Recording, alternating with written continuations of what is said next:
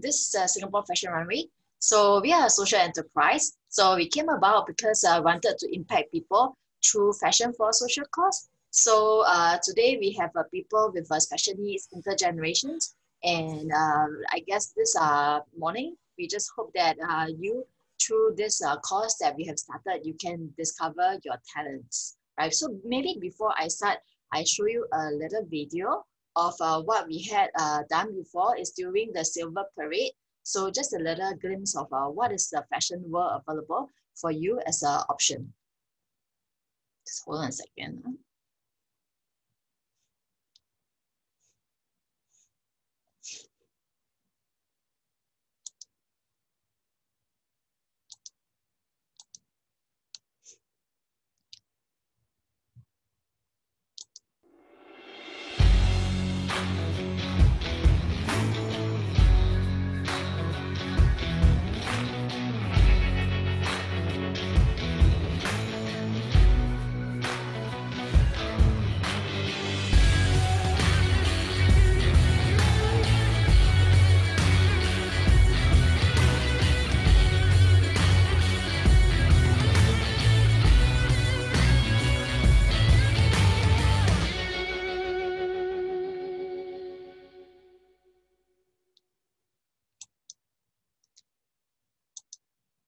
All right, so I'm gonna just go into my PowerPoint, right? So just now what you have seen is one of the runway.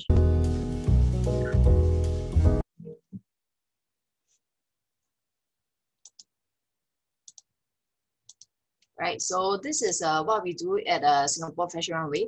So there will be a group of people who love designing. Then there'll be a group of people who love fashion making. They could be craftsmen, they could be sewists. And then we have a lot of models, as you can see, right? So last year I was invited by DPM Haynes Wicket to also discover and goes about a talk about shaping the future into, a Singapore into a future more inclusive society, right? So here is to share more about us. So we are a social enterprise. There are three things that basically a person can come on board. So it can be a family, it can be elderly, it can be a child, it can be and also a youth, and then come in to a fashion for a social cause. So we are very good in design, right? So you'll be part under the creative arts. Could be very good in just now what you've seen, a group of people who love, modeling, they are very good in like even dancing, right? You can join our performing arts department, and then entrepreneurship. So we recently so this is our center whereby our community meets at Marina South Pier every Saturday, right? So we recently, just last Saturday, started a retail store. So we wanted also to give back to the society. The retail store is actually at People's Park.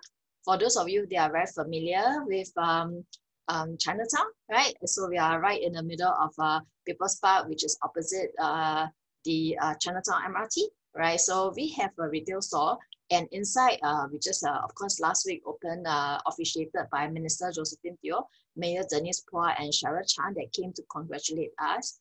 And Minister also wrote on her Facebook page about our store. This is a little runway show that we actually featured our works last week as well.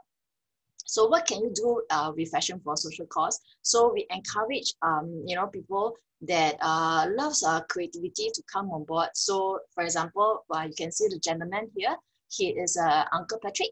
So Patrick is very good in craft making. So when his children actually wrote into us, they say that, hey, my dad likes to make little hearts and then sew it up onto teddy bears.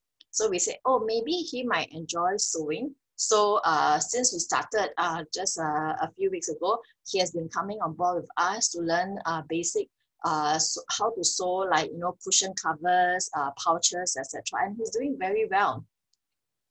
So of course, because now we are in the pandemic, COVID-19, so since February till now, we have been also teaching our community how to sew masks. So this is Simeon as well as his mom, Stephanie. So they actually learn how to draft, how to cut, and also how to design, right, and sew masks. So one of the specialties, we also encourage people with creativity will be to maybe draw your desired inspiration from Singapore. So as you can see on this mask, there's a pelican, Vanda Miss Joachim, our national flowers, as well as the dragon playground on top. So there are people who love drawing, right, and art. So we turn the artwork into fabric prints, then make into masks. So typically, we also encourage the young and old to come together. So in our center, we actually plan performance together. A lot of the youth sector that we see, they also have certain talents. But what we lack of are people who are also very experienced, you know, people who also don't mind helping us to actually like train them. So you can actually write into us.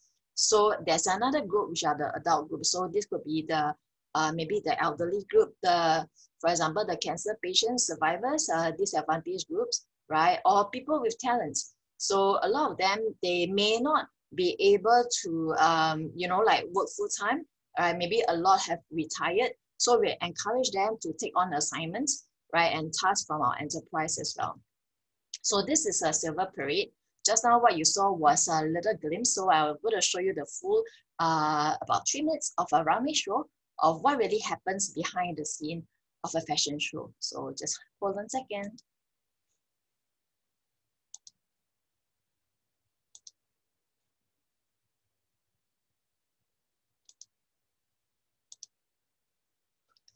Okay, just hold on now. Just let me stop the share first. Okay, maybe I'll share about the PowerPoint, about the video later, right? Let me continue first my presentation.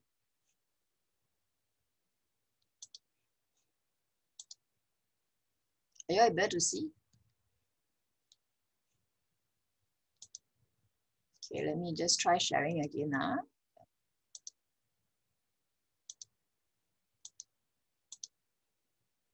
Right, so in a typical runway show, later maybe if we have time, can actually watch a video. But otherwise, in a typical runway show, there'll be people who love to actually learn about makeup, right? So this is the lady on the left and right, right? So Kamchi as well as Lily, right? So in a day, they could be have their own work, and then Lily is actually one of our SUSS trainer, right? So but you know, like come to like their interest and hobby, they also enjoy putting up and sewing. Actually, this clothes is sewn by them, right?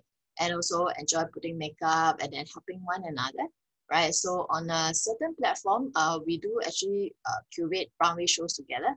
So people of all talents. So because in a runway show, we believe that some people likes to do the clothes and design. Some would like to be behind the scene, plan the choreography, the music.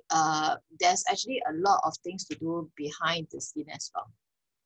So what we encourage people to do is basically to nurture and discover their journey through fashion, because sometimes fashion is all around us. It's just that we don't really pay attention, right? It could be historical, culture, right? It could be even, you know, like many aspects of fashion. Singapore food, right? Could be an inspiration of fashion as well, right? So this is me with the youth with special needs, right? And I think we're very encouraged that in Singapore, there are a lot of parliament supporters. Recently, we had the general election, and we see different politicians actually wearing our masks, and then, you know, and cheering their residents on as well, right? So of course, I mean, like in a social enterprise, we also teach people who do graphic design.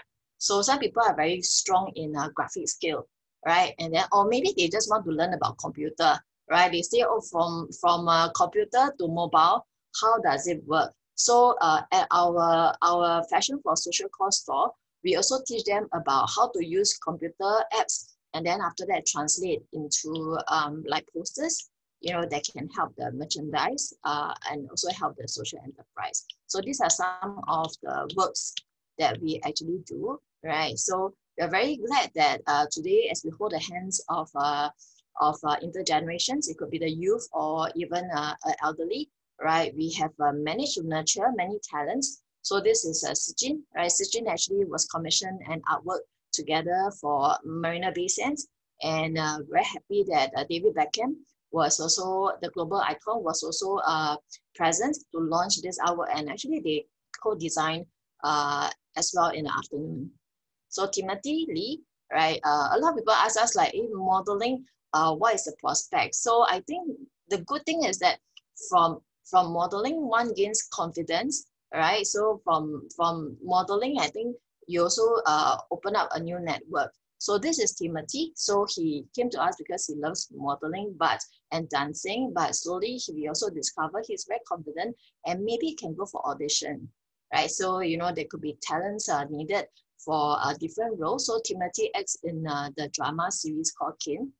And then this is Rosa. Rosa came to us from Channel News Asia. So, they actually recommended her to be a model, although she has an amputated leg, but she did not give up her hope. And then she actually walked the runway with us. And then thereafter was discovered in the Asian Para Games. And of course, this is Lily, who is very good in sewing, right? And today we train her to be a trainer and then to impact more lives together. So in a typical runway shows, we have various people. They could be people who just admire our works. Could be from the ministers to the students, to the homemakers that come actually on board. We also design slowly as we nurture the people. We also allow them to design, and I think we're very happy that for the past NDP, we has taken on some designing work for our ministers during NDP. And once a year, we actually take part in Chingye. So we felt that, for some of you, maybe you like dancing, right? You could also not only dance, but also take part with us, because every year we have a Singapore Fashion Runway contingent. So in this contingent itself, you not only dance as a Singapore Fashion Runway team, you also help us because it's an inclusive team. Every year we bring about 65 or more people with us to Chingye, right? So they will dance, we will design the costumes, and we will spend many hours, like per week actually rehearsing. So you can also, if you are the active group, you can also come on board and join our Singapore Fashion Runway Chingye team, right? So this year we are very happy that we managed to get the best in contingent display for traveling dance. So these are just some of the testimonials that our Singapore leaders have from President, from PM Lee, as well as DPM. So I think that where we founded ourselves was that it was a local community that we really want to impact, and just hope that one day, like you can discover your talent. So there are many things that you can do, right? I guess being in fashion is there's a lot of opportunities. You can take part in our fashion show. If you like to do any craft, right? Some of you love craft making, right? You can actually turn, like some of the things from home old clothes into new clothes, yeah. And then after that, you can also work out a design. If you love drawing, right? You can design something for us to consider, and then support. Of course, I think very practical is to support our merchandise. You can actually buy the items. Now it's very convenient. You can just go to Chinatown MRT, or you just go to this People's Park 32 New Market Road, or even Tanks, because we have a counter in Tanks, right? Second floor, you can actually buy the mask over there, or you can just sponsor, you felt that what we do is very meaningful, right? You want to also spend, like your time with us, you can sponsor the youth. You can also come on board to be with us. So you just pick any of the programs. Feel free to just check in with us. You can always find us at Singapore Fashion Runway Facebook page, all right? Or even Fashion for a Social Cause, right? If you love creations, you love designing, I'm sure there's something that you will find. And hopefully at the end of the journey, I think we have impacted you as well. So yeah, I'll just maybe stop here for the time being. And then, yeah, maybe you can go for any questions and answers. Recent things that we did was also to train, just to add on, to train our youth on virtual party, right? So sometimes we have requests, to say that, oh, can you generate a workshop, a creative workshop. So some of the things that we do is also to teach our youth, not only designing, but how to respond during a real virtual party.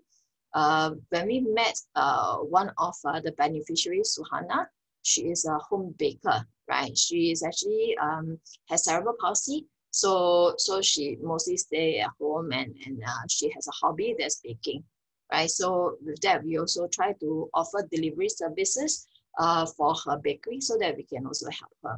And this is Baton. Baton is actually our host. So we also start to plan things like birthday party, you know, like events together nowadays where people like to do virtual things together. So thank you. And yeah, thanks for listening. Thank you, Eileen, for your informative sharing.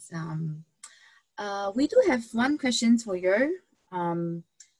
Before that, I just want to check, do you want to share your YouTube? Or sure, I can. Yeah, because previously you were saying, yeah, maybe you can try. Can hold on. Okay, I can try the YouTube. I'll just play the. I'll just share. Okay. Yes, please. I'll just share. All right. Thank you.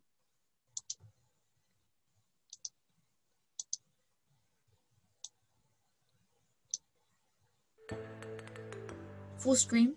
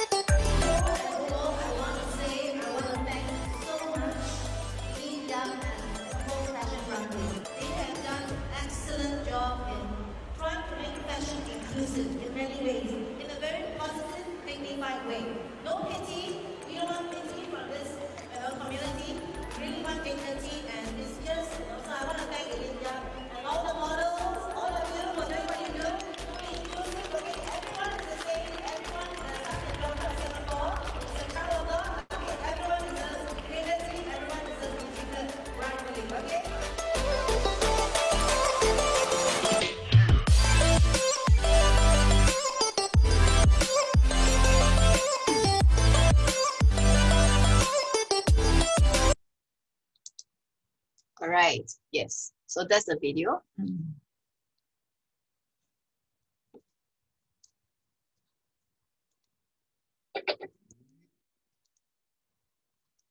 Thank you, Eileen, for your sharing.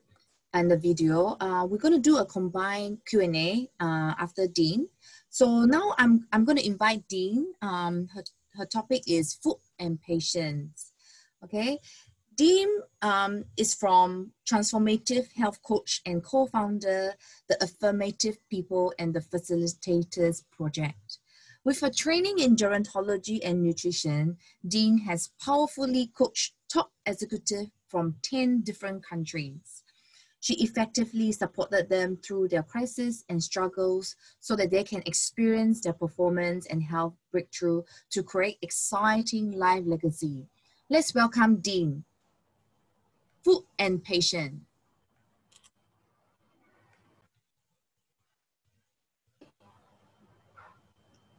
Please give me a heads up if you can hear me. Yeah? Okay, and can you see my screen? Just give a moment now. Can you guys see my screen now? I think it's loading, no?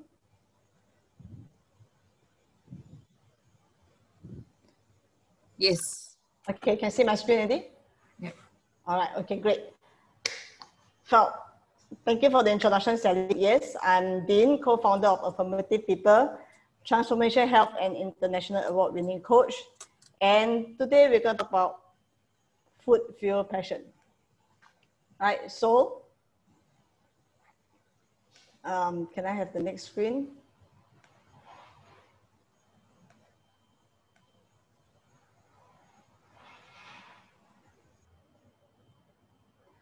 Okay, are you guys looking at my screen? Because I can't see my own screen.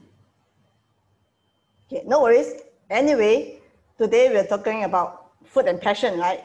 So you guys will be thinking, what has food got to do with passion? Loads. But before that, I would like to invite all of you to first write me a letter. So you have your paper and pen ready?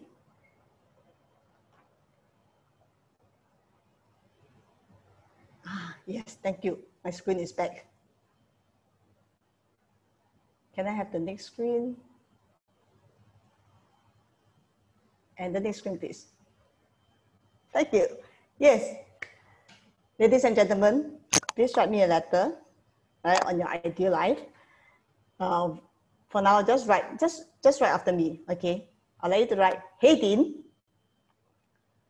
I'm writing this letter today because 15 years ago, I attended a webinar organized by SUSS and NLB.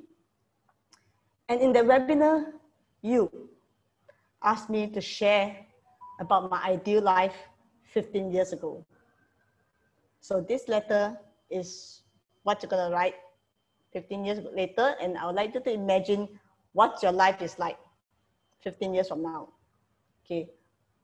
What is your cognitive ability like? Are you still sharp?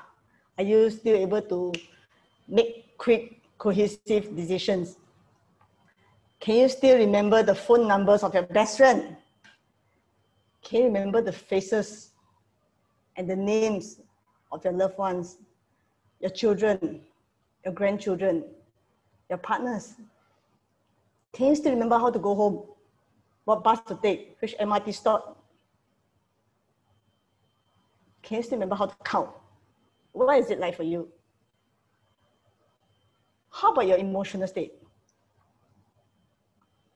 Are you always cranky? Or are you at peace? Do you get mood swings? Do you feel easily irritable? Are you enjoying yourself? Are you feeling happy? What about your sex life? Is it still there? Are you enjoying it? Are you having a good time? How about your family and friends? Are you still connecting with them? Are you going out as often as you like what you're doing now, what you used to do? Do you still take part in the activities together with your younger family members? Do you go traveling together? Go for a meal? Buffet maybe? What's your mobility like? Are you independent and mobile? or are they pushing you around? How about your financial health? Are you still financially independent? Can you still spend on whatever you feel like spending? Or are you dependent on someone to attend to your resources, to give you the resources that you need? What's your purpose now? What legacy do you have?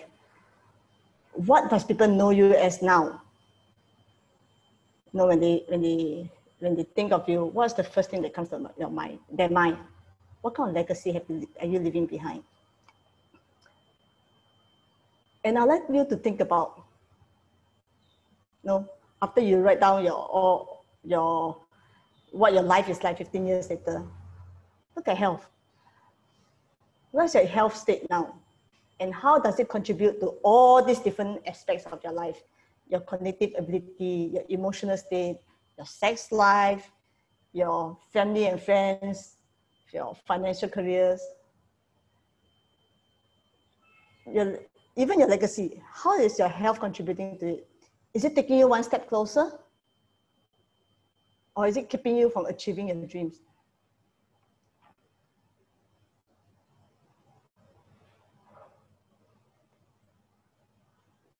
Take a moment, finish up what you have. This is mine.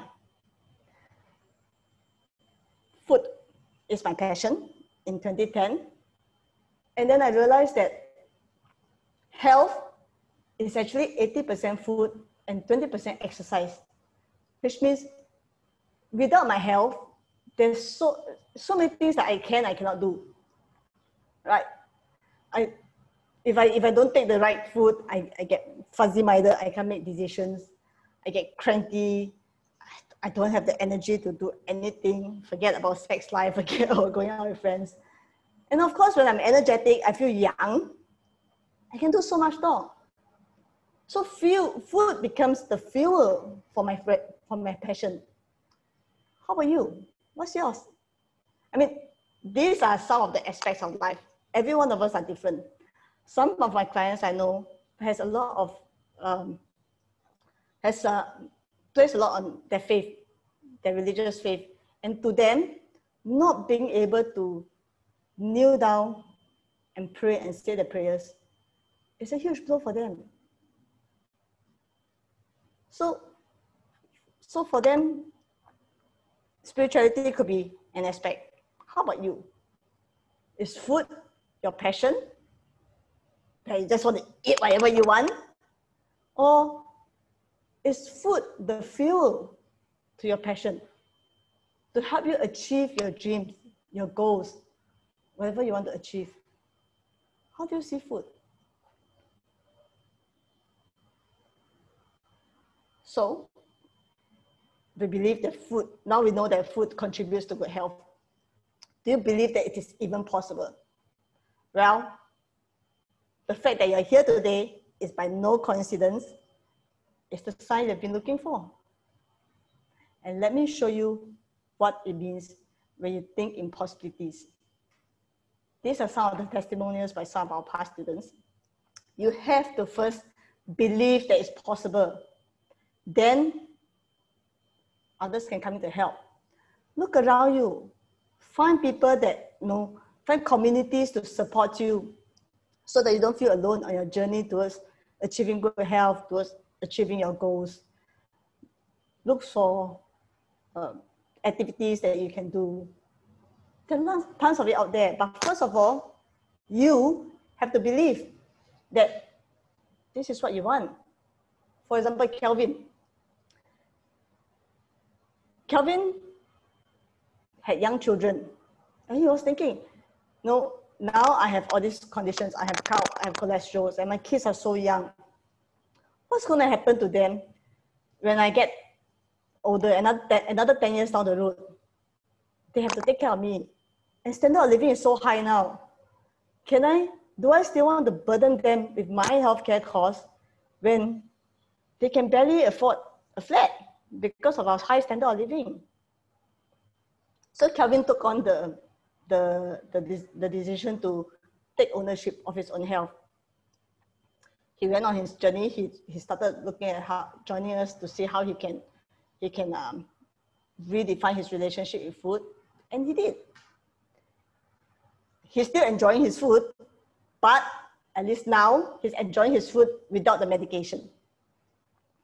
Look at Jennifer. Jennifer is in she's almost 70. She had diabetes, and everybody told her, no, you have diabetes, stop taking sugar, which is quite fair, and live with it, manage your condition for the rest of your life.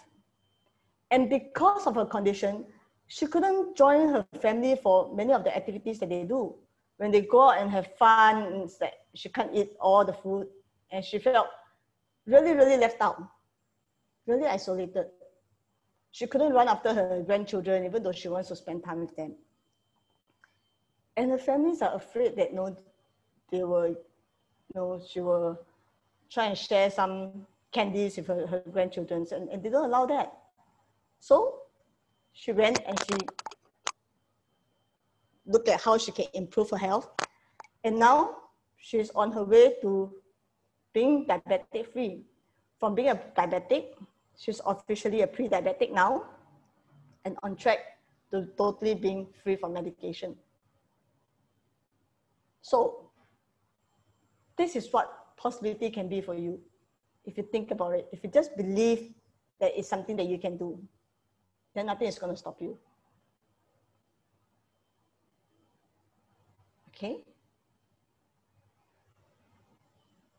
And next,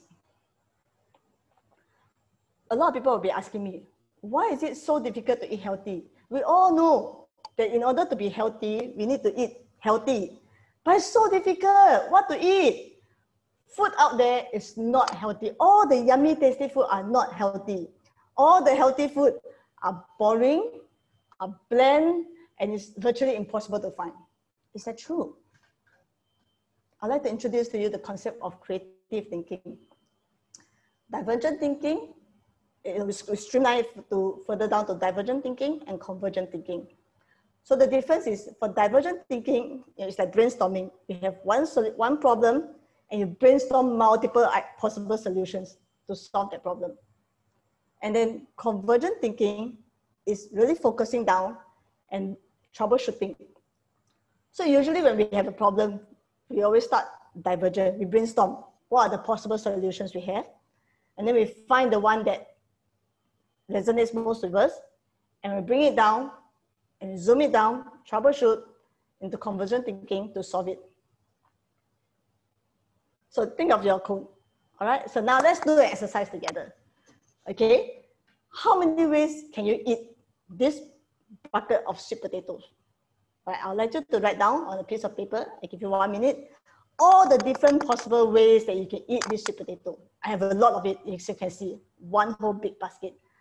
How many ways can we eat it? Just write it down on a piece of paper. The different possible ways. Be creative.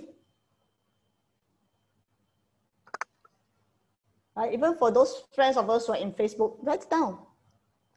What are the different ways that you can eat your sweet potato? Okay, so 1 minute, huh?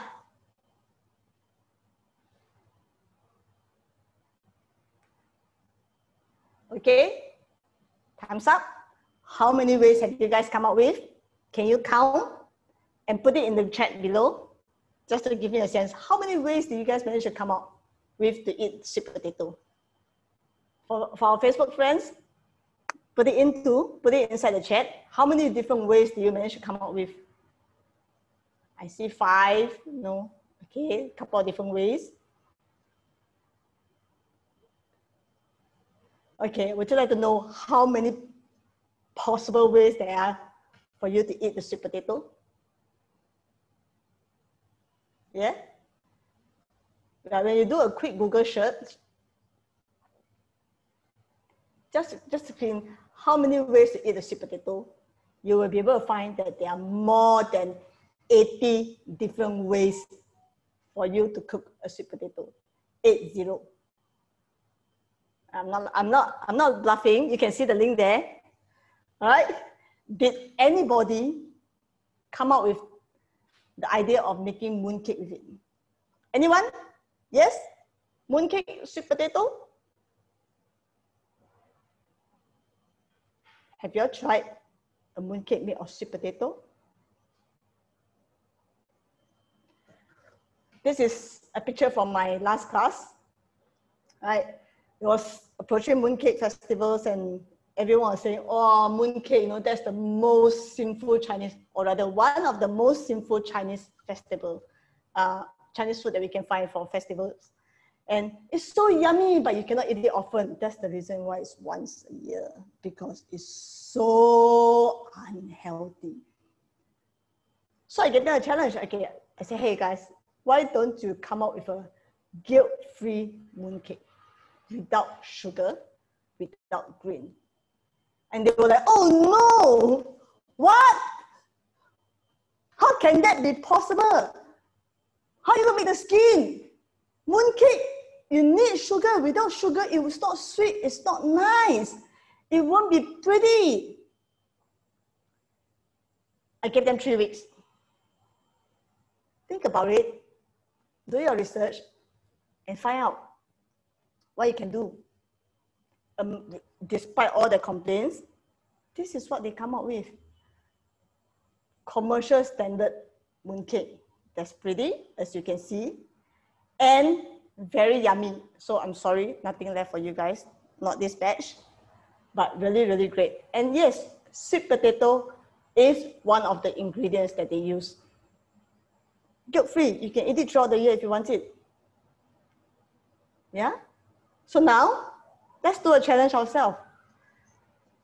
Come up with one creative way to eat the sweet potato. I leave it to you guys, how you want to be creative.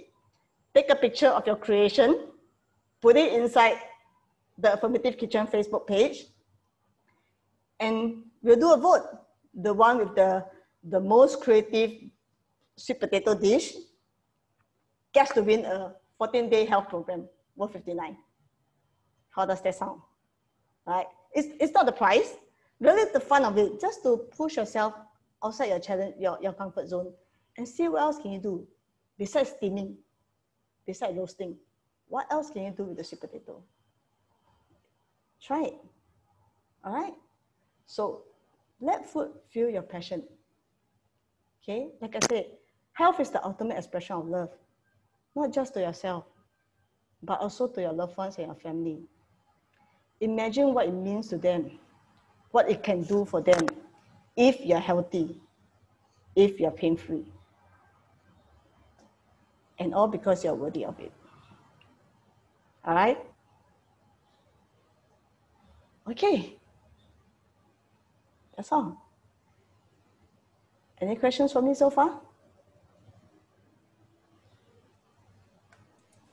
Thank you, Dean, with your food and patience slides. You really make me hungry, especially the mooncake.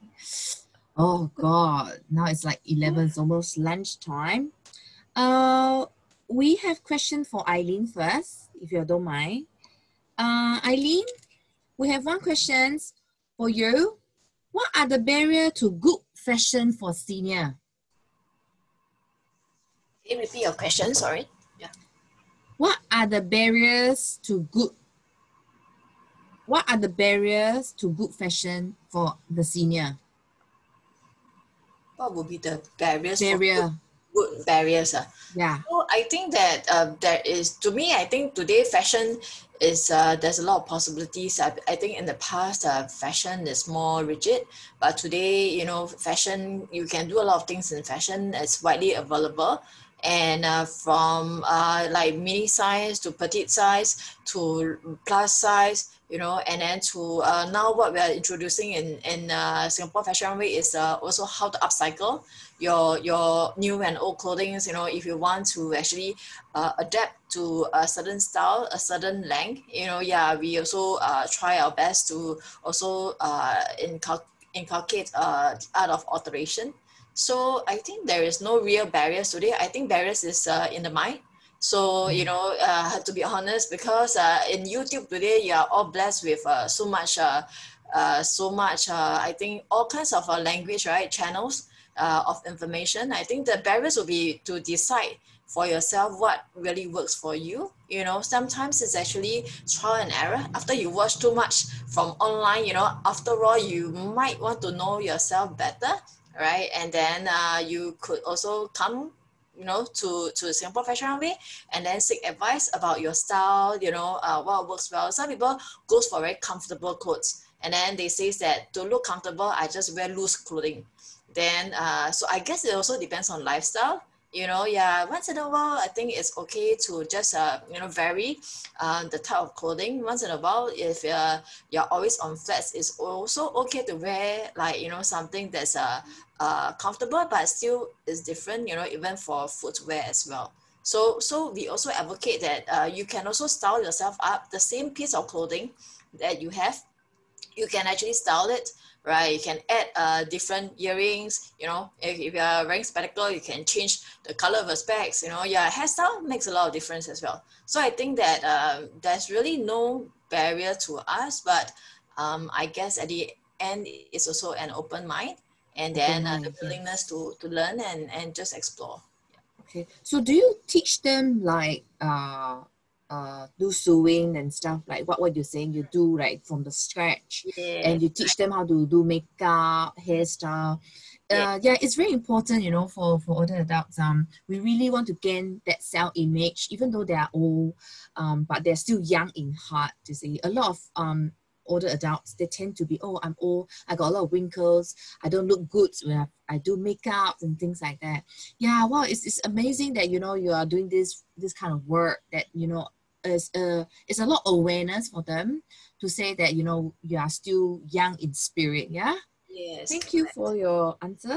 Next, for Dean, just curious, the audience is really curious.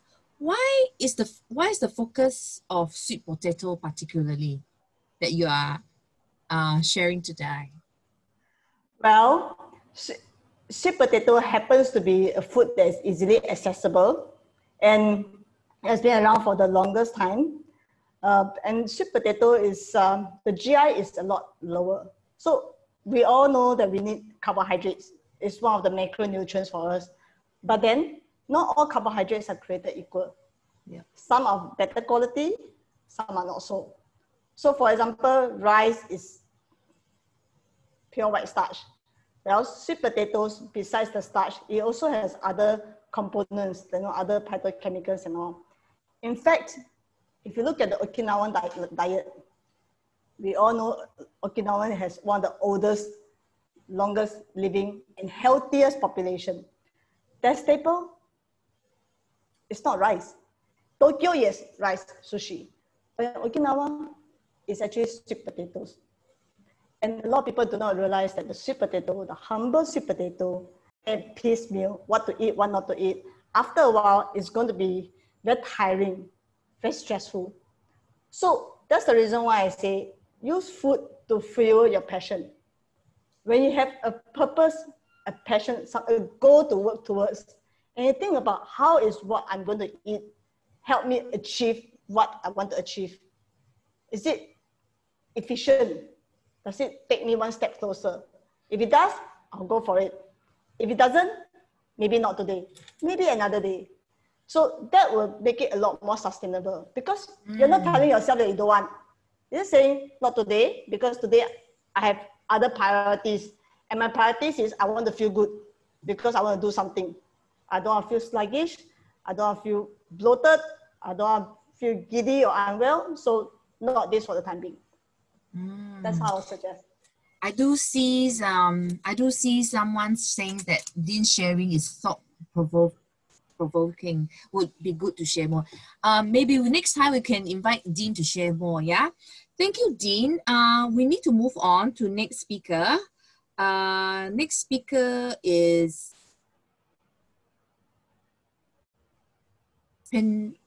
Let's welcome Penchua.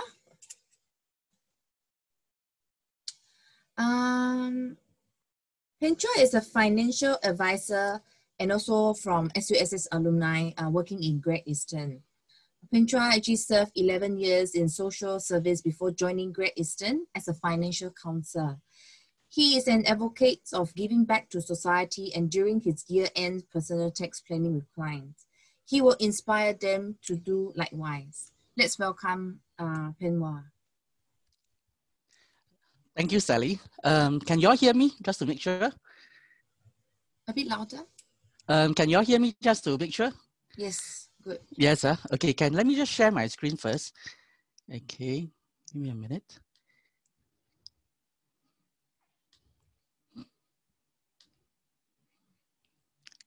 Okay, a very good morning to everybody. Today, I'm very thankful to be invited to give this talk on money, impact, and legacy.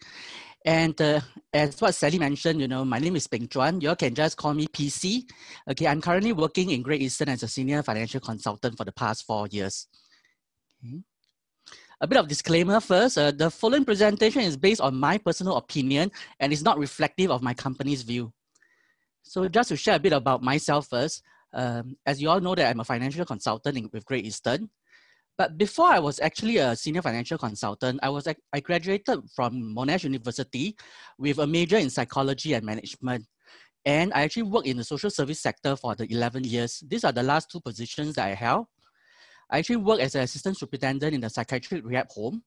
Okay, and I was actually the head of home for a children's home as well. But sometimes life will always take a different step, okay? And that's how I actually go on a sabbatical. Because what happened is that my wife has to go for her HMDP. So what happened was that, she was invited to go Canada for her work attachment, and I came along and I took a 1-year sabbatical, of which a few months was in Canada itself. Then I asked myself, what is it that I really want to do with my life? Then I decided to do a total switch, and that's how I ended up being a senior financial consultant. A lot of times this is being asked, what is true wealth? And there are many, many different definitions of what is true wealth. But for me, having true wealth is having enough for oneself and the ability to still give. And we must live a very balanced life. Later on in the activity session, I will talk about this a bit more in terms of what is a balanced life. So someone that actually make a big impact in terms of my thinking and in terms of what wealth meant is actually my grandmother. She's one of the most contented person that I know in my life. And this is a photo of me and her. What happened was that her legs were not as well as before already. So I was trying to get her to be on the wheelchair so that I can push her around and we can go a bit of a longer distance. And in order to encourage her, I myself have to sit on a wheelchair, and she pushed me for a good 5 minutes, and then she realized that, hey, this is quite fun, then she got on the wheelchair, or maybe she may just be tired because I'm a bit on the bigger side. The other thing I want you all to think about is some of legacy planning and inheritance. So what do you want to leave behind? A lot of times I ask my clients this question: will you like to give them one lump sum or a continuous income, be it for your children or your grandchildren? And is there any cause that you will like to support and you will like to give? A big part of my topic today will be on giving. Okay, so I always ask my clients, it doesn't mean that when we are not around, we will not be supporting the causes that we believe in. Because for some of us, we are very passionate, about be it SPCA, for the socially, physically disabled people, as well as for any other forms of society causes that you want to support in. The next thing is that I just want to ask you, have you ever heard of this before? People only donate when they strike Toto 4D or whatever random windfall there is, be a Changi millionaire or whatsoever. Or I have set aside certain percentage of my money when I pass on. So have you all heard about all this kind of saying, which always gets me thinking, both at the time when I was working in social service and right now, why not we give, when we have whatever little or whatever more we have right now? So during Q4, which is this quarter, I always will be doing my yearly review as well as tax planning with my clients. And I always share with them the importance of retirement planning, okay? And giving is also discussed. And I always tell them, why not you consider to give and you get some tax relief. So what are tax relief in Singapore as of this year? So let's say if you're earning, let's say 100,000, a year this year, when you give $100, you will actually get around $28 back in terms of tax relief. If you're earning 200K, you will get roughly around $45 for every $100 you donate. If you're in the lower income bracket, you will also get some sort of tax relief as well. So why not we give actively as well with whatever that we can? And these are some of the interesting things that my client has given so far. So what happened was that, let me just share a bit about these two pictures here. So there was one time I was attending a wake, and what happened is that sitting opposite of me was another head of home. And she actually shared, you know, PC, I know you have changed the line already, okay, but do you have any of your clients that will be willing to donate exotic fruits to my kids in my home? Then I asked her, what do you mean by exotic fruits? You know, are you talking about your kids wanting to eat durian or mangosteen, or, you know, what kind of exotic fruits? Then she added on that, you know, PC, I've managed a home before and you understand the budget that we have. What we normally provide is apple, orange, and banana.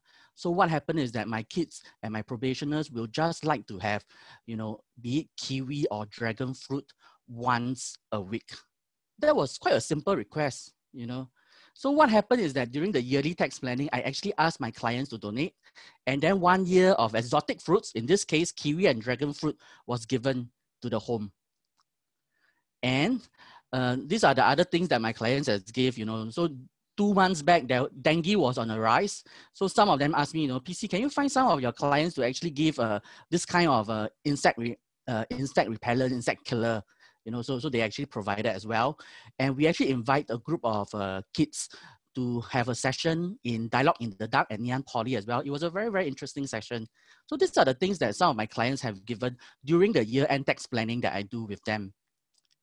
And that got me really thinking, you know, how come I'll be sharing about giving, you know, is it because of my 11 years in social service, or is it because of my grandmother? I think it's a combination of all of them. So let me just share a little bit of a story about Charity Elephant. I'm a big fan of Charity Elephant, as you can see. This is actually Charity Elephant 10 years ago. And this is Charity Elephant last year. So what happened is that we were wearing our family tee of elephant, and we really just bump into Charity Elephant. I think it looks a lot better right now. So back in 2013 or 2014, if I remember correctly, there was a limited edition Charity Elephant up for bidding. Back then, I was still working in a psychiatric rehab home. And what happened was that, you know, I bidded for it, and that was the first time I actually get some tax donation relief. And that was very, very interesting. So that really triggered me in terms of giving. And when I think about, you know, who started me on giving, and I realized it's actually my mother. What happened is that back in the 80s and back in the 90s, is that we will always go to the supermarket or Johan, you know, and I will always ask my mother, can you give me some of your loose change? I will beg her for the loose change. I'll donate it to either Susie or the SPCA doc here. So that really got me started in terms of giving. And I'm very thankful for the memories that my grandmother has given me. Unfortunately, she passed away 3 years ago, and she was very, very well taken care of by the National Heart Center. And I actually set aside a bit of money, you know, for her pocket money, for her medical expenses and all of it. And what happened was that I actually gave the money to National Heart Center. And because of that, I was invited for their gala dinner as a silver sponsor as well. And I invited my friends and my clients to attend the gala dinner. And everybody was quite happy to attend the gala dinner and see a different side of things. And that got me thinking again, you know, how can I spread this kind of giving to others? So what happened was that I actually invited my friends and my clients, and all of us was actually volunteering in a sports day of a special education school. This is my mother, my number one supporter. I love her a lot. And she was with my aunt. Okay, and what happened was that they were mending one of the stations involved. This is my daughter giving this whole station a try. And all of us was beaming with joy. So giving doesn't mean just money. Giving also means a lot of time in terms of our time involved as well. Okay, so next, so right now I'm starting my little daughter on her journey, okay, to give as well. So we were very happy to actually see that, you know, there was the SPCA doc that day. And then she asked for all my coins, and everything was given to this little dog over here. So every year we will actually be in ComChest, to do a walk-in donation with her. And yeah, so she herself likes Charity Elephant a lot. I think it's also because of me as well. So we pass it on. Lastly, I just want to share in terms of, so as I was sharing, I was actually having my sabbatical, and a few months was in Edmonton as well as in Toronto. So what happened is that when I was in Canada, when I was in Toronto, every morning, I'll walk my wife to the hospital. And after that, what will happen is that I will actually go and practice my Tai Chi in a community center. I've been practicing Tai Chi for the past 6 years already. And I always will see this gentleman that will be looking at the computer terminal, and his screen will always be on stock charts. I'm an investor myself, so I know that he was looking at some technical analysis. So one fine day, I asked him out for lunch. His name is Ray. And I asked him, Ray, what are you actually doing? And he told me that, PC, I'm actually trading shares. And I said, okay, good. Then I say, so what do you do with the money that you actually earn or you win, And he shared with me, PC, I have enough for myself already. Okay. What I do with my winnings is that I will actually donate it all away. So that really got me thinking, so this gentleman in his late 70s, on his early 80s doing this. And later on throughout the conversation, I realized that, back in the 1930s, he was an Olympic runner as well. And then what happened is that right now, he devotes most of his time, for the destitute and the homeless people in Toronto itself. So it was a very interesting encounter. It was like a Tuesday with Maury kind of moment. So I'm very, very thankful for Ray for being part of my life. So the effect you have on others is the most valuable currency that there is. And giving definitely makes you a lot happier. One of my friends actually pieced these two pictures together. As you can see, my grandmother and my daughter, I think they have very, very distinct smile in them. Okay, so that is actually the first part of my presentation before I move on to the activity segment. Okay. Okay, so right now, I just want you all to have your paper and pens with you first.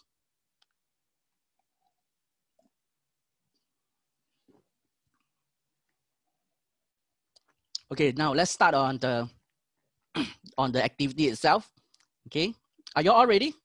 If you guys give me a thumbs up. Okay, thank you. Okay, first activity is that I'll be talking to you about time and priority. Time is really the most precious commodity that we have, and we must all set meaningful priorities. Everybody have very, very different priorities in life. Okay. This is actually a Excel spreadsheet, or a table that I do with all of my clients when they're approaching their retirement. I always tell them, you need to start to think about, what do you want to do during your retirement, and not when you retire into it, then you start to plan for your retirement. Because if you never plan for your retirement, what happens is that only 3 things will be very, very consistent in your life. Number 1 is lunch. Number 2 is dinner. Number 3 is your sleep. Because what happened is that a lot of times when I speak to different people, I ask them, so who are your friends that you would like to hang out with? And they say colleagues. Then I was like, technically your colleagues are your friends as well. But when you actually so-called graduate from the working world, or retire, they may not have that kind of time to spend with you. So you really need to have your own group of friends. And what is quite sad is that right now I'm seeing a lot of friends whereby they thought that they want to spend time with their family, but during the course of their work, they realize that they have been neglecting their family, and sometimes there's empty nest syndromes, and sometimes family may fall apart as well. So we all need to spend certain amount of time for each different segment of our life. Okay, so this is my father.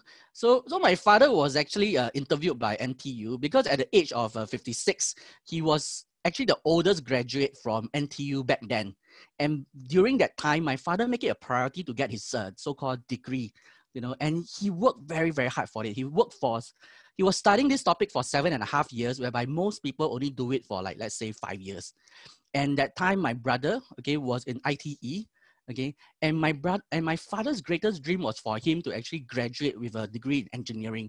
So we are very happy, despite the longer journey that he has. 2 years ago, he graduated from NUS, and in fact, for one of the semester, he was in the dean list as well.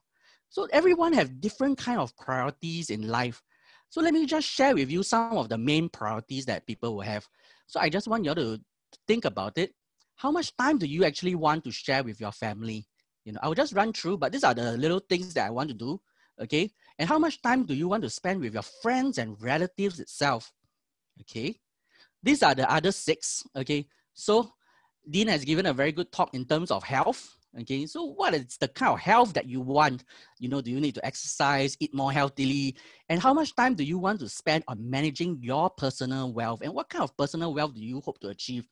And right now, if you're working, I think 30% of your time is going to be spent on career. If you're not working, give it some thought in terms of how much time do you want to spend on volunteering? Because I think last whole week, we covered a whole spectrum in terms of volunteerism and all this. Next is personal development, okay? As you can see, my father got his degree, at a very, very late stage, 56, 57. So what kind of personal development do you want? Association is basically what do you want to be associated with. Lastly, in terms of your faith, all of us, I believe, have different religion, okay?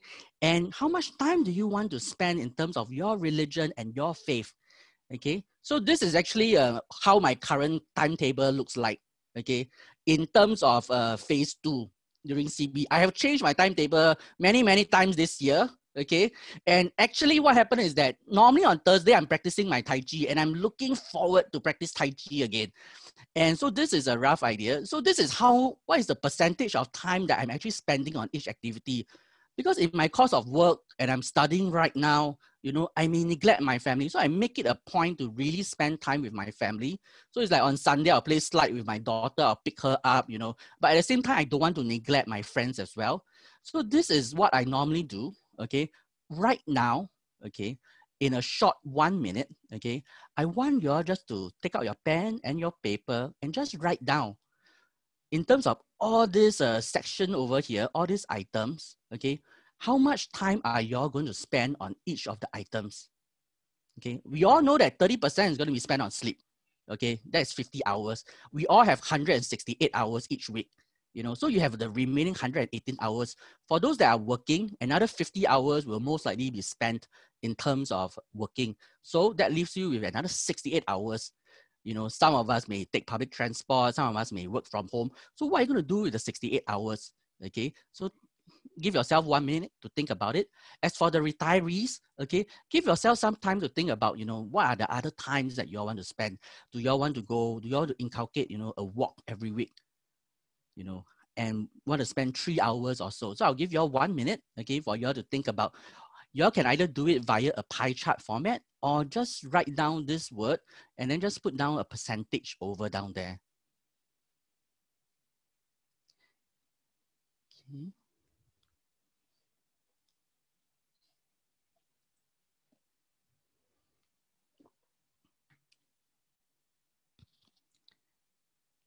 Another 30 seconds more to go. So it's always good to block out some time for friends, be it lifestyle and hobby in terms of volunteering. And right now, we are in a world whereby everything is readily available. When you want to learn something, you can just literally go on the YouTube and learn, So there may be some topics that you were interested in when you were younger, but you didn't have the time. Now is the best time in our life to actually learn as well. So how much time do you want to spend on this? But at the same time, do give yourself some areas of free time so that you all can also, when things happen, you all can handle it as well. Okay, so that's 1 minute, okay? Everybody done with the activities or do you all need more time? If everybody is ready, just give me a thumbs up. Okay, I can see Sally's hand up there. So thanks a lot, Sally. Okay, so for different priorities, right? I think the late Dr. Randy Pausch put it very well in terms of the brick walls. So if we want something hard enough, we will definitely get it. Okay, so always keep that in mind. Okay, now for activity number 2. Okay, activity number 2 is the end in mind. So what happened is that when I was studying in Melbourne and during my sabbatical and my break in Toronto, there were times where I actually go and visit the different cemetery and I take a walk.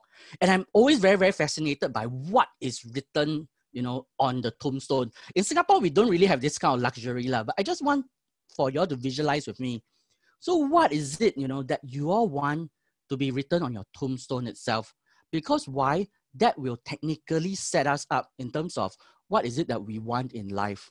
What is it that you want to be remembered for? When you have the end in mind, everything in life will flow a lot easier. Because if not, we'll always be running in a competition with our friends, a competition with our colleagues, you know. So why not you ask yourself, you know, what is it that you want? So in less than 20 words, this is a bit hard because it's like taking a stock take of your whole life and thinking what you want to be written, you know, in terms of on the tombstone itself. So in less than 20 words, you know, I give you all 1 minute, just think, you know, what do you want to be written on your tombstone? By the way, your name will roughly take out 3 or 4 words already. So technically you have like 16 words remaining. So think about it. What is it that you want to be written, you know, with the 20 or 16 words after your name? For those with shorter names, you have a bit more words, I guess. So 1 minute.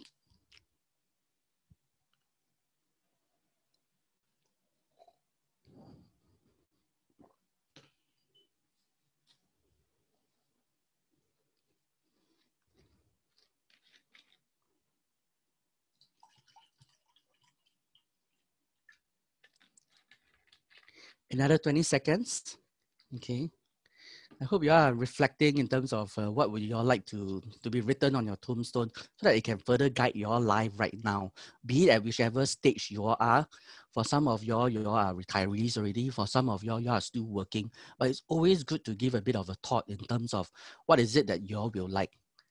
Okay, so if you are done already with the 16 or 20 words, give me a thumbs up as well so that I know that, you know, I can proceed on.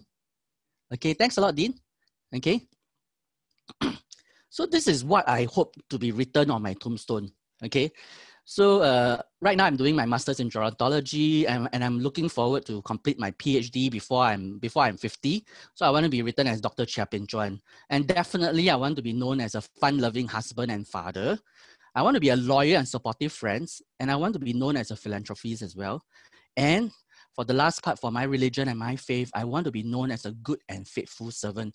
These 18 words, you know, will roughly sum up. So I cut myself off 2 words. So I only write 18 words.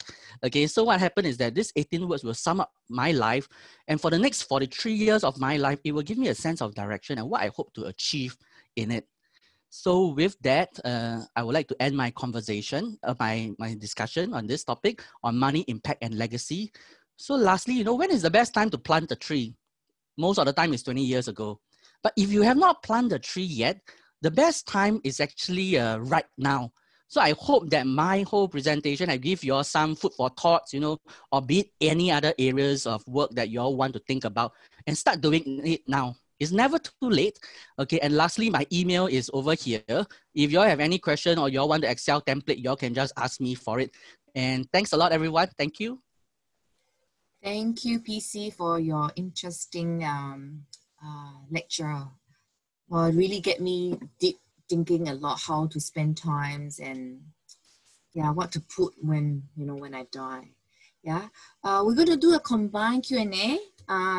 Next, we will invite Marie to share the topic, the next topic. Marie is an international transformative storyteller and best-selling author. So looking at Joy and Chris's of the Magical Land of Awesome podcast. So are you ready to enhance your patience and pleasure with a sprinkle of wonders?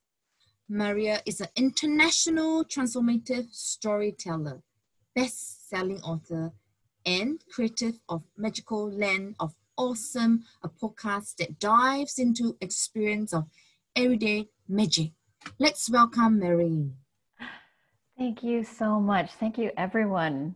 We have had fashion, food, and finances, and so I'm here to talk about the pleasure of relationships and what does that mean. And you'd think, why would I be an expert on that?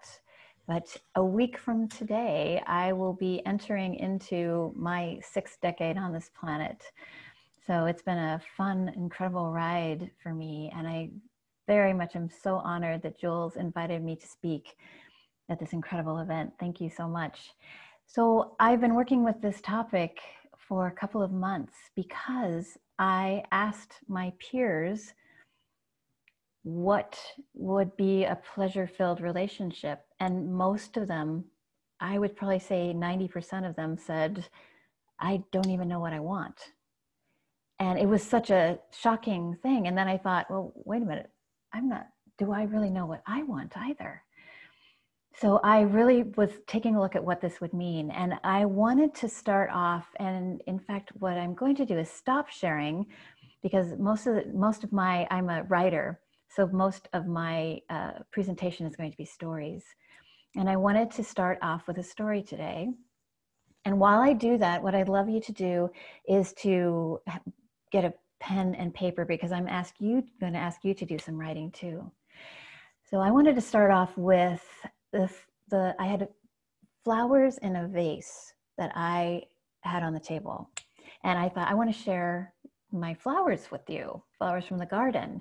And so I looked at the flowers that I had a week ago, and they were falling apart. And I thought, wow, here I'm doing a presentation for seniors, for silvers, which I love. I love calling each other silvers, because here I am wearing platinum today. So I did that for you. And I did that for me too, going into my silver years. So I was looking at the flowers and I thought, what could I do with the flowers? Because mostly when people see flowers that are dead, what could you do with them?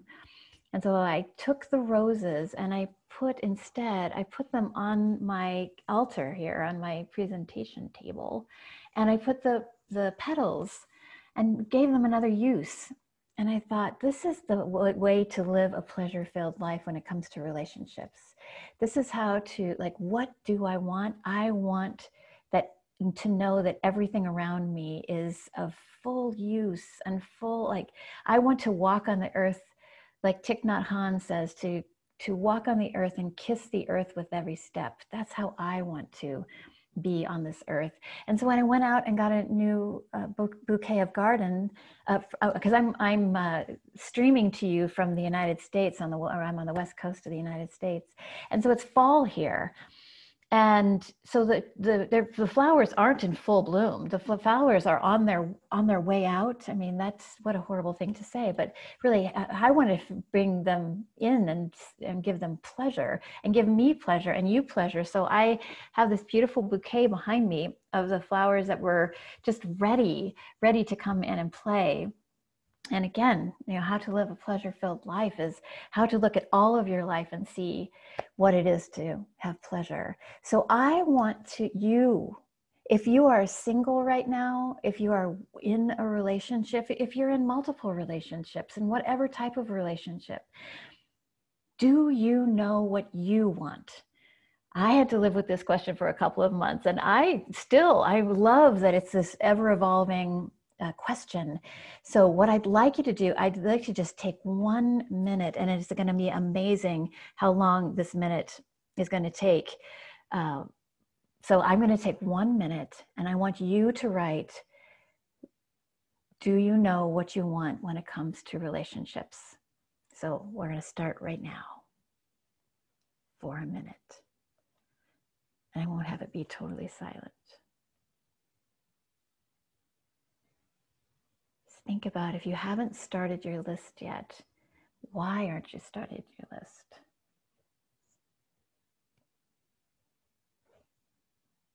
It's a wonderful way to get started. Because once you know what you do want, and magic happens. We're about 30 seconds in.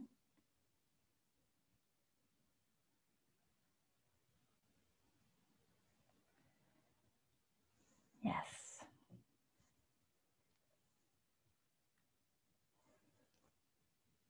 Okay. 9, 10, 9, 8, 7. Here we go. 3, 2, 1. Now I'd love you to take a look at your list. And how many things on that list are things that you don't want?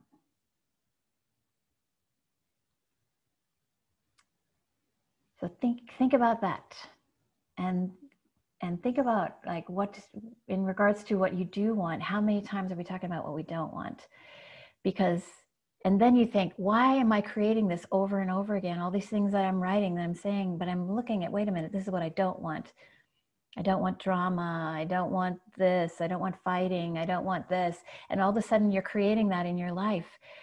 The magic of what you say and what you write and what you do means that you are creating a life full of wonder and joy. So think about just even switching the words. What do you want? If anything on your list says what you don't want, just switch it to what do you want? Now, the next part of this exercise is to ask yourself, why do you want it? Now, because we're where we're at right now, and because I have just the precious 20 minutes with you, we don't have time to do that, but I'd love this to be a homework for you or play work. And to ask yourself, why do you want it? Because if you want more conversation with the person that you're with, what does that look like? And why do I want more conversation? Or why do I want more cuddling? Or why do I want more kissing? And why are those things? And then you'll know, like, wow, I want to feel better about myself, or I want more time together, or my language is the language of words and affirmations, so that would be really cool for me. That's of the love languages, if you don't know that. And if you do know that fabulous. If you don't know that, it's love languages. Just look it up. Google is a very awesome friend. And then how does it feel? The third part and the final part is, how does it feel to get what you want? And to take all the senses and to go, what does that smell like? What does that taste like? What does that feel like? What does that sound like? And take all of the senses. And this is where the magic is. So what happened for me last year is that I'm a writer, and what happened for me is I had a moment of, what do I really want to write about? And I made a decision because a friend had talked to me and said she was going through a divorce, and she was talking about how sad she was about that, and she's a writer too. And I said, do you want to be in this relationship that you're now divorced from? She goes, oh, no, I don't want to be. But it was her 25-year anniversary of being divorced. And I said, do you want to be in that? And she said, no. And I said, what if we wrote for 30 days, wrote scenes, because I wasn't in a relationship then too. We wrote scenes about what we would want in a relationship, and we took every single sense and put it into the scene. And over the 30 days, we both met awesome, incredible people. And I love that a year, here and now, a year later, and I'm still in that wonderful relationship. And I really started thinking, well, I'm going to do something with this wonderful 30-day program thing that I did. And so I started writing more on this erotic, sensual, romantic side, the thing that I'm interested in. What do I want? I want more of that in my life. So I wanted to share one of the pieces that I've written just recently. And what it's turning into is a book, and which is very fun to write short stories about my life of transcendence. And I would be honored to have you hear one of my stories if that would be cool with you. So sit back, take your list, and please promise me that you're going to be working on this. Do you know what you want? Writing a list. Why do you want that? And how do you want to feel? So put that list aside, and really this is about sitting back and relaxing. This is a very sensual scene, very erotic scene, but it really is more on the sensual, romantic side. So let's get ready for having some passionate relationship awesomeness. Are you ready? So thank you so much. I've called the piece 4:22 a.m. Returning into full consciousness from a dreamless sleep feels heavenly in his oh so comfy bed. Reaching out and stretching to turn my phone over, I gently squint to see that the time is 4:22 a.m. Well, why am I up now? And should I try to go back to sleep? Those kind of thoughts come to play in my head. Wait, I can say that better. Okay, try this on. What would bring me the most pleasure in this moment? Oh, that's good. Okay, here's another pleasure-filled thought. Knowing what time the clock has just shared, am I rested? I close my eyes and take in a deep, slow breath and an even slower breath out. The answer fully received is an unequivocal yes. Written in so many books and sung in so many songs, I start to delight in the thought that this 4 a.m. hour of the morning is the witching hour time. Then in my head, this delicious game wafts through my thoughts that I've also heard him play called The Universe Must Love Me Very Much. And by the way, the hymn I'm talking about is sweetly slumbering beside me. The game is simple. After speaking the incantation, the universe must love me very much, fill in the rest of the story with the most delicious serendipities and synchronicities that come to play in your world. So let the games begin. The universe must love me very much because 2 mornings ago, I was up early and I had this thought of what it would feel like to wake this beautiful man sleeping beside me and to see what magic would happen by arousing him. The universe must love me very much because the same 2 mornings ago, I decided to go back to sleep, justifying to myself that he must need his rest for his workday. The universe must love me very much because that very 2 mornings ago, as he was making breakfast, I shared with him these morning musings and my concern for his sleep and his well-being. And the universe must love me very much because 2 mornings ago, as he was heading out the door, he wraps his delicious arms around me and accompanies that embrace with an amazingly long, passionate kiss, then looks deep into my eyes and says, the next time you have those morning musings, let me decide. So here we are, 2 days later, from that lovely morning musing, facing away from each other, our asses touching, and by the way, that yummy connection will never get old. And I'm now oh so wide awake. I first softly whisper to myself, thank you, universe, and take a deep breath and set an intention that this is going to be fun. Like a ninja warrioress with barely a sound, I turn to face him and just witness his stunning back and shoulders and the slow, steady rhythm of his breathing. Then I set a second intention that he has received enough rest and that he wants to play as much as I do. I continue to match his breathing, 5, maybe 6 breaths we take together.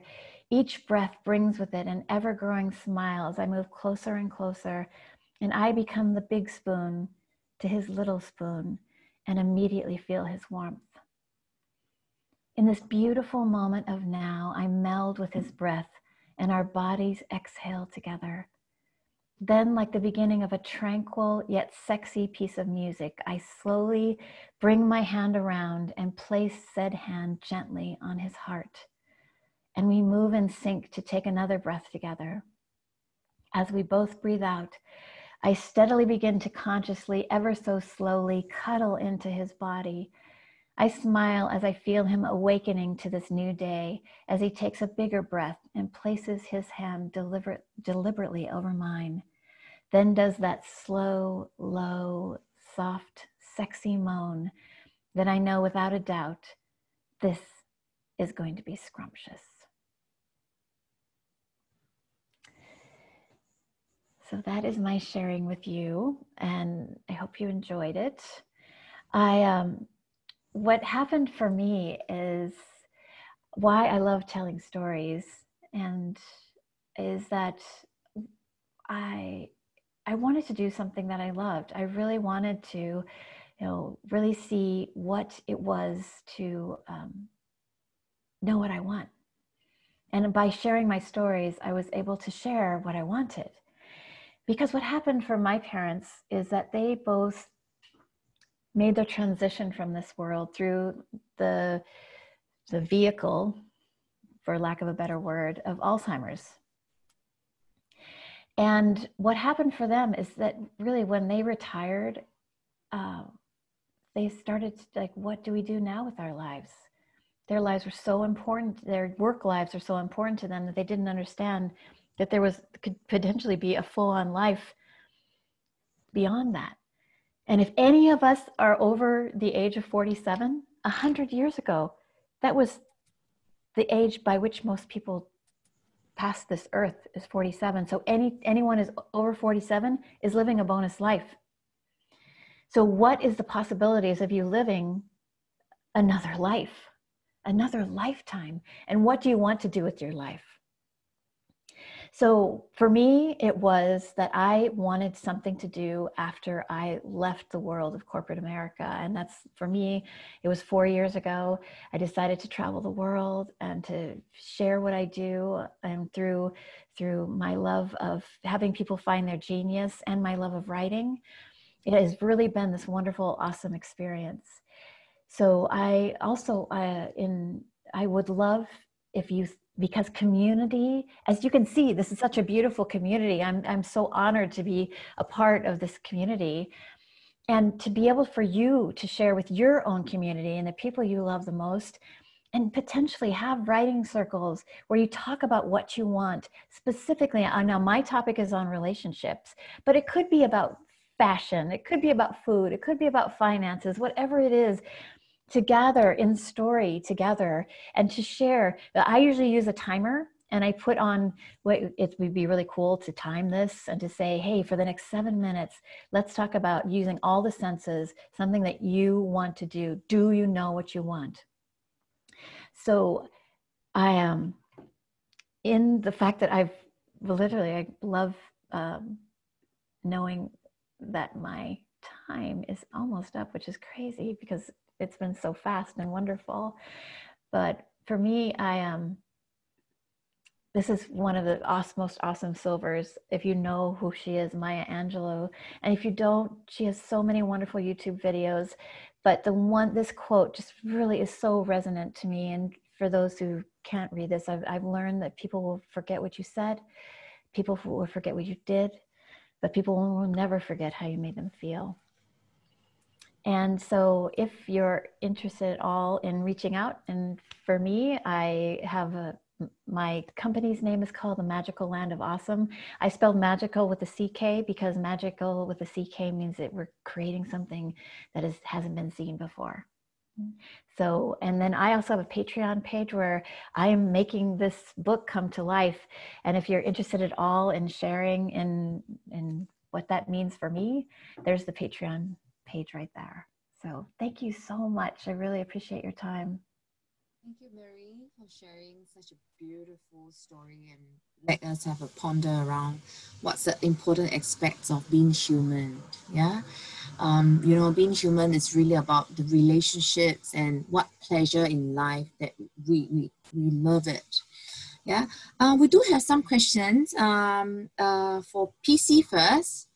How do I give when I'm not financially wealthy?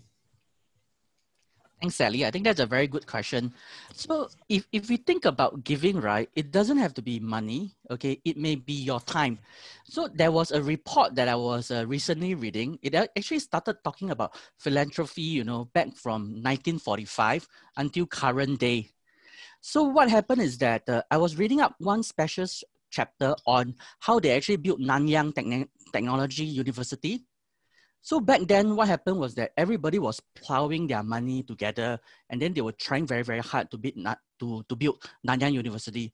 And there was this particular person that really struck a chord with me. What happened was that he was a beggar, and he actually gave his whole life saving, and for the next few days of whatever he begged, You know, he just give it all away to help to build Nanyang University. So that whole report is 110 pages. If it's, you know, it's a very good story to actually read in terms of how philanthropy is, you know, back from the 1945 to current days. So other than money, okay, why not, you know, just give your time, just volunteer as well. It doesn't have to be money. That's the thing. Yeah. Thank you, Sally. Thank you. Yeah, it's tricky questions. Yeah, when you are in certain age, you tend to have no times as well. That's why it's important that you are sharing with us the pie chart, how many percentage for each category. So yeah, it's good to start that deeper thinking for ourselves. So next question for Mary. Is it possible to rekindle something that has been dormant for so long? You know, to me, if you're talking about another, I'm assuming this is talking about another person, all you can do is do, I think the more you love yourself, the more you're passionate about what you do, then if that person is supposed to be your partner, is supposed to be the person in your life, then they will be in your life. But you can't speak for another. And if the rekindling is not in their part of their world, then there's other considerations to make. To me, it's about, well, that's why I asked the question, do you know what you want? Do I know what I want?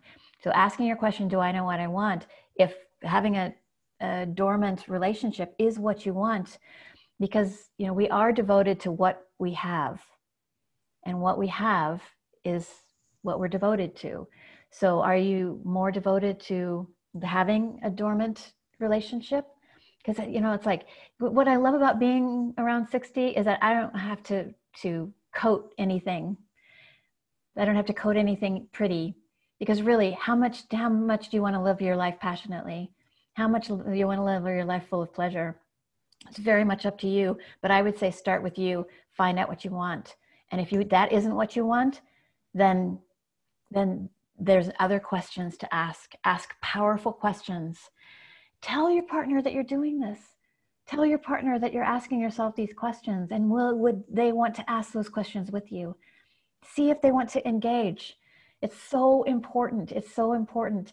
And if they don't want to engage, then ask other questions, but always focus on yourself. Yes. Yeah. It's always connect to yourself first. It's just like loving self so that you can love others, right? Yeah. Thank you, Mary. Such an inspiring session with you all. Just to recap, some key points that we will discuss today. You know, firstly, talk about fashions. You know, for fashion is for everybody, from young to older. So it really young in spirit, in your heart. Dress whatever you like. Just make sure that you love it. You love it yourself. Yeah. And secondly, we look at food and pleasure. You know, I remember what Dean was saying, that, you know, health is the ultimate expression of love. Oh, that's a summary of what Marine is saying. You know, a pleasure and relationship. Next, you know, PC was talking about money and how you plan for yourself. You know, it's all about learn to give and learning how to volunteer, sharing.